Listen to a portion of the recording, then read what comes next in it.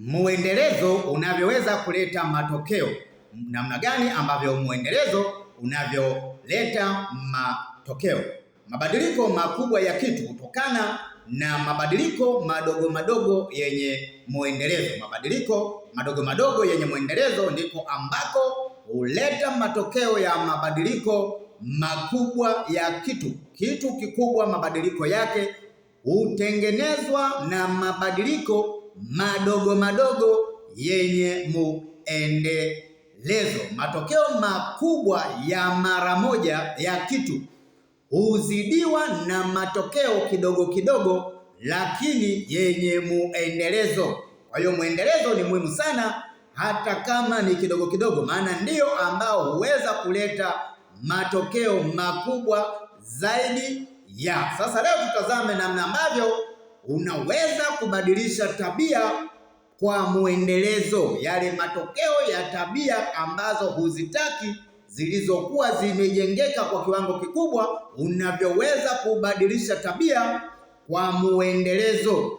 Sasa ni namna gani ambavyo unaweza kubadilisha tabia zilizojengeka?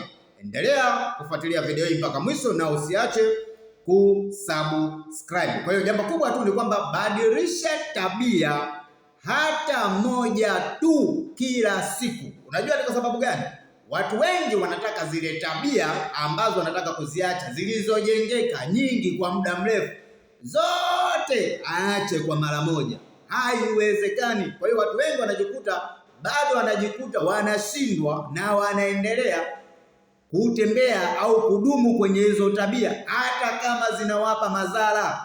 Wanataka kupambana kuacha, lakini tatizo hawawezi kwa sababu wanataka kuacha kwa mara moja. Kwa hiyo ziko tabia ambazo kuna watu zinaona kabisa hizi zinaturudisha nyuma, wanataka kuacha ili waanze kwenda katika tabia za kuwafanya wakafanikiwe. Lakini shida kwa sababu wanabaki kule kule na zinaendelea kuwapa madhara, wanataka wabadilike mara moja, zote aache kwa mara moja. Haiwezekani. Sasa leo nakupa hiyo mbinu ya kwamba muendelezo unavyoleta badiliko, muendelezo hata kama wa kidogo kidogo. Kwa hiyo cha kwanza, anza kubadilisha tabia hata moja kwa siku, ila kwenye muendelezo.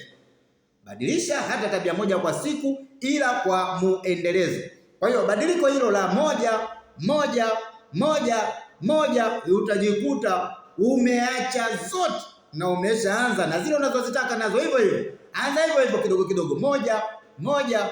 Mwingine anataka tabia zote nzuri za kumpeleka kwenye mafanikio ambazo yeye alikuwa azishi, zote anataka aanze leo. Yaani hutaweza kwa mara moja, lazima uanze kidogo kidogo. Mwendelezo wa kidogo kidogo huleta mabadiliko makubwa.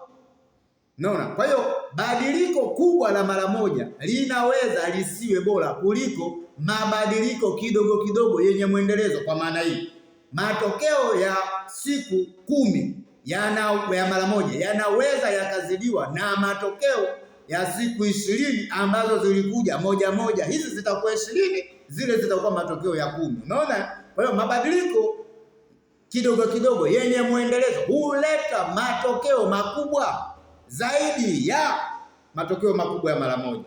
Kwa hiyo unaweza kubadilisha tabia ambazo unaona hizi zinanirudisha nyuma katika kuelekea kwangu kufanikiwa, kwa tabia moja kila siku kwa muendelezo, na sio kwa kutaka zote kwa mara moja. Hutaweza na utaona ngumu.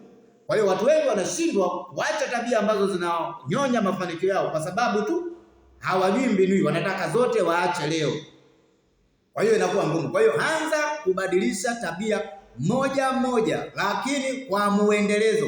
Hiyo mabadiliko ya kidogo kidogo ya kila tabia moja ndiko yatakapoleta matokeo ya mabadiliko makubwa ya tabia kwako.